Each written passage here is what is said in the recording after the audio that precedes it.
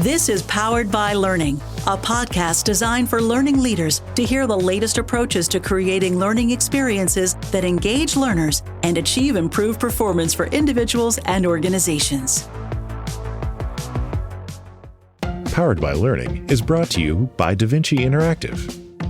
For more than 25 years, DaVinci has provided custom learning solutions to government agencies, corporations, medical education and certification organizations, and educational content providers.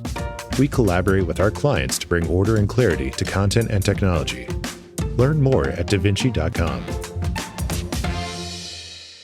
Hello and welcome to Powered by Learning. I'm your host, Susan Court, and today I'm joined by DaVinci President Mason Scuderi and our guest, Maggie Layfield, who is the VP of Sales for NetSupport. NetSupport is a leading producer of educational and corporate software solutions. Hello, Maggie. Thanks for joining us, Maggie. Thanks for having me. I'm very excited to be here. Well, Maggie, let's start out by telling us a little bit about your role at NetSupport and also your career journey in the L&D industry.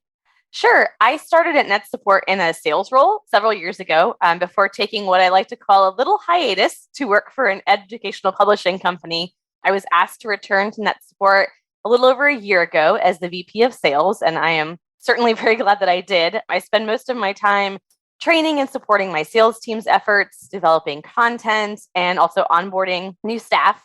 But honestly, I'm not entirely sure how I ended up here. My career really began in the education field as a high school teacher, and I always imagined that's kind of where I'd end up or where I'd die, is just being a teacher in the classroom. So me 10 years ago would not have believed where me 10 years, forward was going to be. But I really love what I do now because I get to use my experience from the classroom and from that traditional K-12 education sphere to support adult learners in the corporate world. And of course, I work for a great company that focuses on EdTech and corporate training tools. So it really combines a lot of my experience into one unique thing. Oh, well, thanks for sharing more about your background, Maggie. It sounds like quite an amazing journey you've had. So to start us off, as we've all navigated workplace implications of an ongoing pandemic, what are some parallels that we can draw between the impacts on K-12 education and the corporate adult learning space? Well, I think one thing to kind of remember is that when the pandemic hit, the single largest industry that was impacted was the education industry.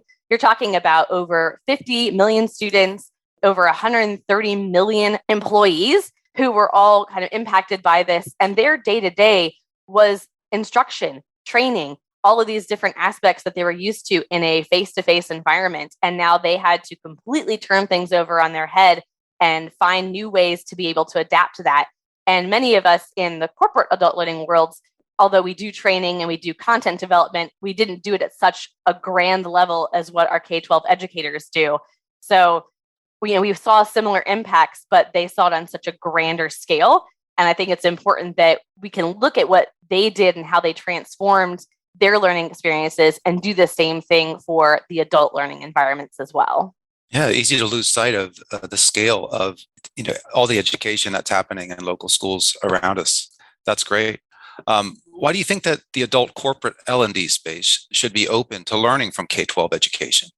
Oh gosh, for many reasons. And I could go on about this for a long time, but I think all of us have a favorite teacher. You can all think back to that person who impacted us, and it really comes down to their engagement with us. If they were passionate about the topic, it made us passionate. If they cared about us as a person, it made us care about what we were learning about. And so knowing how impactful those educators can be, it makes sense for us to really pull from their bucket of skills and different methodologies and things they've learned and apply those to the corporate learning world. And also for basically everyone entering the workforce, almost everyone grew up in a K-12 environment. They went through high school, middle school, elementary school, and they were trained as students on how to learn from teachers and how they taught. So when you transition to a corporate world, to go from all these great educational strategies to just, here, sit in this room and learn something, it's not very effective. So it makes more sense that we should adopt the really successful K-12 teaching strategies in the adult learning environment to help transition our former students, now employees, and help them to connect with the content and actually get more out of the training experience and professional development we're trying to provide. Well, that's a great idea. And I can remember the most engaging teacher I had in high school. And I think I could get behind the idea of him leading a corporate L&D training initiative. Be much more entertaining, and I think much more enthusiasm than you get from some other people who are leading those trainings. So if you want to bring them in, I'm all behind that as well too. All of our listeners, me included, are now thinking about the teachers we had in elementary school, junior high, and high school, and imagining them teaching us as adults. It would make for a good class. Agreed. So what do you think we have to learn from K-12 education that can improve our adult learning outcomes? There are a lot of best practices in K-12 education that you could really implement in an adult learning environment. One of my favorite ones, which seems very simple, has to do with objectives and outcomes. One of the big mandated things for K-12 teachers is they have to make it very clear to students exactly what they're learning, why they're learning it, when they're going to be assessed on it. And it seems silly, but by knowing that, it helps the students to then invest in the actual process. If they know what they're going to be learning and why they're going to be learning it and why it's going to be relevant or important, they're much more likely to buy into it. No student ever remembered anything from school just because a teacher said, this is going to be on a test. Like, that's not very encouraging or motivating for a student. But if a teacher can say, hey, we're going to be learning this, and as a result, you're going to be able to do that, and it's going to impact you because later on in the future, it might come up in X, Y, and Z environment. Now I'm much more invested. And as an adult learner, the same thing is true. Learning it just because it's part of my job doesn't really motivate me. But if I realize that this training is going to help me be better at my job, which is going to result in maybe better sales or higher commissions or a better achievement of my objectives, then I'm suddenly going to be more invested in the actual process. So it's really important that anyone involved in training and learning try and outline those objectives and outcomes early, remind them often, and be very clear about them so people know what to expect and what they should be getting out of the training so they can evaluate their progress with it. And one of the other things, kind of a next level that we don't see a lot, I don't think in the adult learning sphere, but I wish we did, is the collaborative learning. We see this so often in K-12 classrooms where teachers are incorporating different activities where the students are able to engage with one another and learn from one another rather than just depending on the teacher kind of force feeding them knowledge. And in a lot of training environments for adults, that's exactly what it is. You sit down, someone lectures, walks through a PowerPoint, you take notes, training is over. But we can learn so much from our peers, and we can actually engage colleagues and get people more invested in the workplace if they have the opportunity to share what they know and actually be able to collaborate together. So some really great examples of collaborative learning from the K-12 sphere are things like the jigsaw method, where essentially students are part of one group, and that's kind of their home group. They go to an expert group where everyone in that group learns about a specific topic. Then they bring it back to that home group, and then they teach them. And that way, everyone's a piece of the puzzle. Everyone has an invested part in it, but they're all responsible for their own learning in certain ways. And that's something that could work really well in a corporate environment when you're trying to do training on different topics, or if you're doing internal training, even on just things like product knowledge, and being able to make people individual experts on different aspects of products is very helpful for them owning and feeling more comfortable with the knowledge and then being able to use it to benefit themselves and the company and their role basically overall. Maggie, do you see that jigsaw method and that whole collaboration working well virtually as well as in person? Obviously people are learning in all different kinds of environments. Do you see it working well in both ways? It does, thankfully, because there's some great tools that are out there for being able to do this. We see things with Zoom and Teams where you can have breakout groups where you're able to facilitate that similar type of environment of grouping people together, just not physically. They're just doing it obviously over chat or over video versus having to do it together. At a bare minimum, you could even do it via email where the group works together, shares the Google Doc, adds their knowledge to it, does a Google chat and kind of comments on things, and then they bring that back together to that initial group and then transfer that knowledge to everybody. So you have to be creative when it comes to the virtual training, but it certainly is something you can facilitate. And you actually then increase the engagement because people are working more with their colleagues, they're connecting with people they might not otherwise connect with, and it helps to build those relationships, which we really lack in this more kind of remote working environment that we've been in. They're desperate for those connections, for knowing their colleagues, for feeling like they're part of a team. And this gives them the chance to do that. Well, those are two great foundational ideas, Maggie, providing clear objectives and collaborative learning. I feel like that those can reach the kid and the kid in all of us, right? I agree. So I know we talk a lot about the importance of continuous learning and providing opportunities to support learners after the primary training is complete. What are your thoughts and what are some insights from K-12 education that can support continuous learning? One of the big elements of K-12 is the idea of scaffolding. You take knowledge that you've learned, you build upon it, it grows over time. And if you don't go back to those things you previously learned and kind of bring them up again, you're likely to forget them. And then when you need them for something bigger, you don't have that there. So you're missing that step and it makes it harder for you to move forward. There are a lot of great tools that are available now that have been transformed to adult learning environments that help with that scaffolding. One of my favorite things is LMS platforms, which is a learning management system, something very common to K-12, where teachers were able to put their content, their lessons, other information into the LMS, and students can go back to it and go through it at their own pace.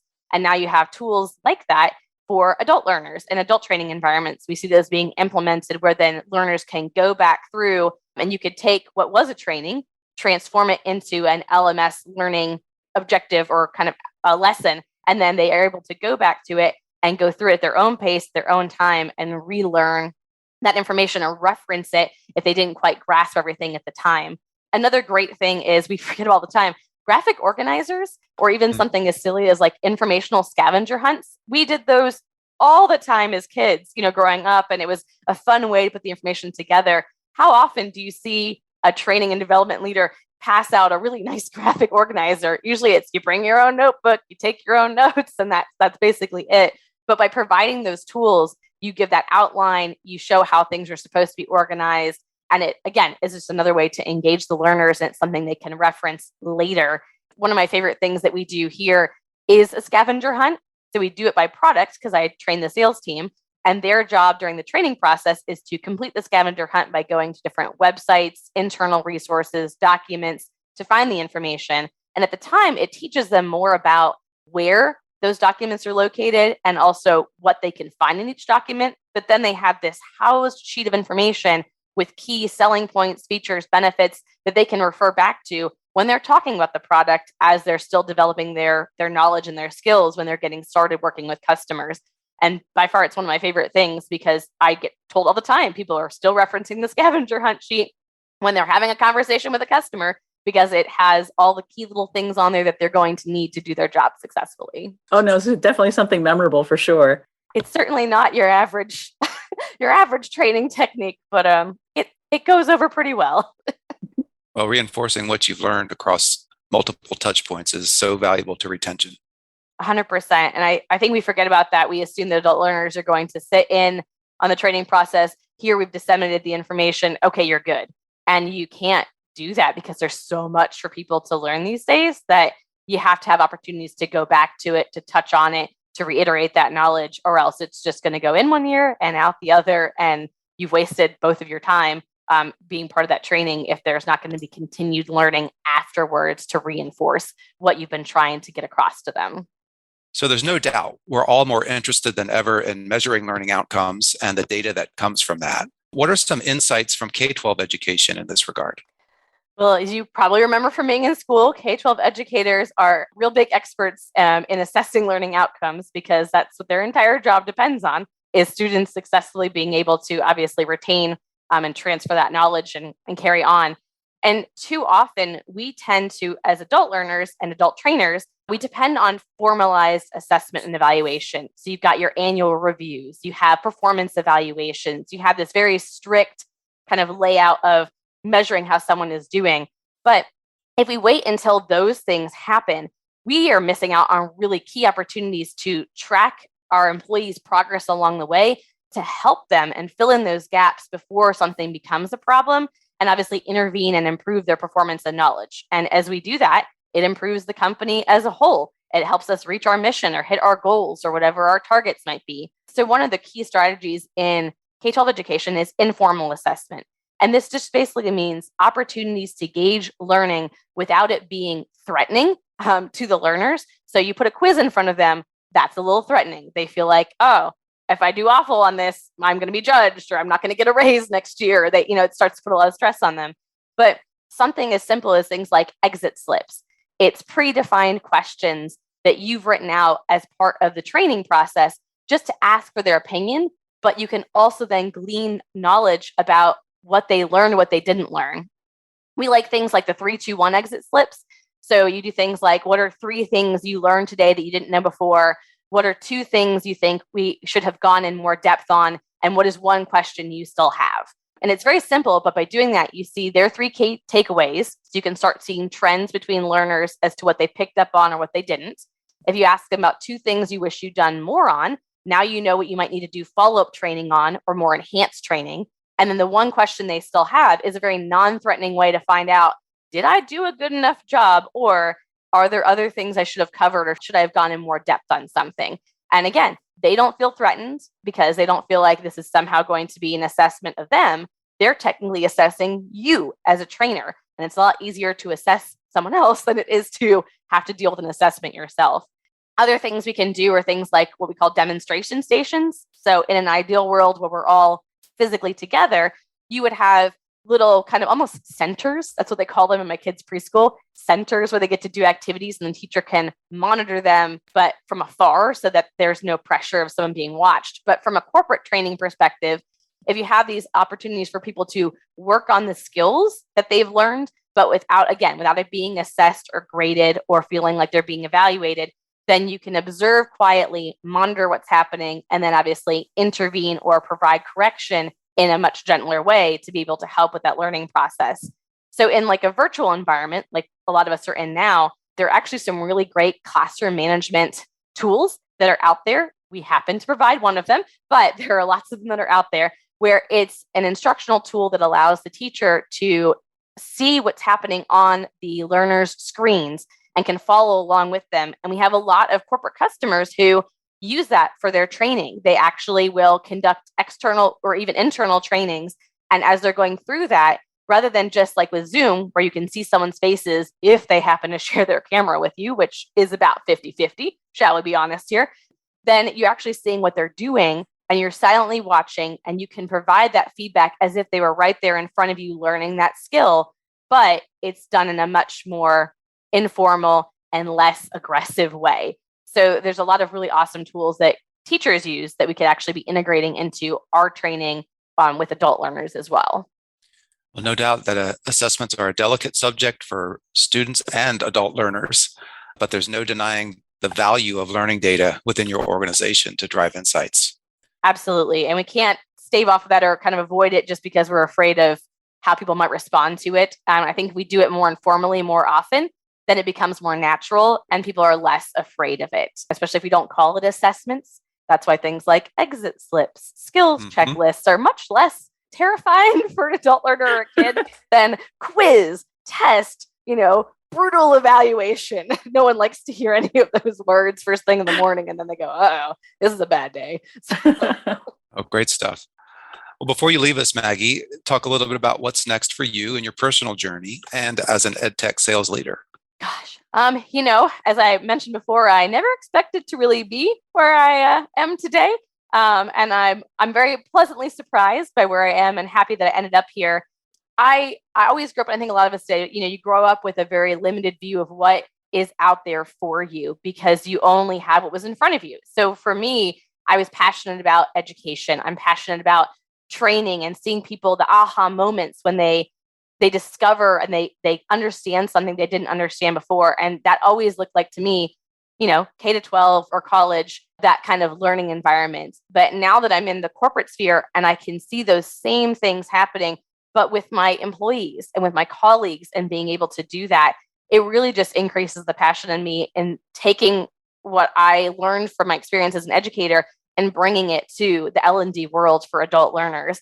I'm really excited to hopefully over the next couple of years develop my skills, be able to do more for my team, but then possibly also help influence others with their L&D journeys and provide training and opportunities for them to understand that things don't have to be in the little box that we've always done them in. We can do things in a new and unique way that's going to challenge and engage people and make the learning and training experience much more fun.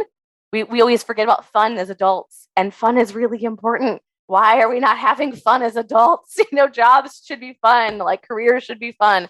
So I really want to focus on trying to do that, bringing those engaging elements into what normally is a more formalized experience, and making it something people actually enjoy and can get more out of. We certainly had fun talking with you, Maggie. So Yes, it all sounds great. I'm very inspired. Thanks, guys. I appreciate the chance to talk about it. It's not too often I get to nerd out on my education background and all the wonderful things that you can do as a teacher. So any opportunity to chat is good. It was great. Thank you for sharing your passion and those lessons learned from K-12 education. So important that we all think about that as we look to educate adults. So thank you, Maggie, for joining us today. Mason, that was a really fun and inspirational chat with Maggie. What are your key takeaways? Yes, that was an exciting interview, Susan. And it's a refreshing thought to consider insights from K-12 education. Maggie took us back to basics with the K-12 instructional best practices of providing clear objectives and outcomes up front and looking for opportunities to provide collaborative learning in the workspace. I also liked how Maggie provided suggestions for making assessments less threatening and more engaging to users, taking some of the pressure off by providing informal assessments such as knowledge checks and pretests. All in, it was a great reminder that successful adult learning technology should in some way be capable of reaching the kid in all of us. I think that's a great strategy to engage and educate any target audience. That's great, Mason. Anything new at DaVinci that you'd like to share? Well, Susan, since we're talking about K-12, one of DaVinci's K-12 focused clients is SAE International. We recently launched an award-winning project for their A World in Motion program called Navigating the Digital Universe. Navigating the Digital Universe is an online digital curriculum to teach elementary school children about their rights and responsibilities of being a digital citizen. The program has a blend of hands-on and digital activities, and students learn how to engage with technology and the digital world in a positive and responsible way. There's even a trusted robot sidekick named Maze who helps kids explore 5 planets to learn the importance of digital safety, communication, literacy, and ethics. Well, I think as we learn today, we might learn something from navigating the digital universe that will help us as we educate adult learners too. I like the blend. Yeah, me too. Thanks, Mason. And many thanks to Maggie Layfield for joining us today. If you have any questions about what we talked about, you can reach out to us on DaVinci social channels through our website, davinci.com, or by emailing us at poweredbylearning@davinci.com. Powered by Learning is brought to you by DaVinci Interactive. For more than 25 years, DaVinci has provided custom learning solutions to government agencies, corporations, medical education and certification organizations, and educational content providers. We collaborate with our clients to bring order and clarity to content and technology. Learn more at davinci.com.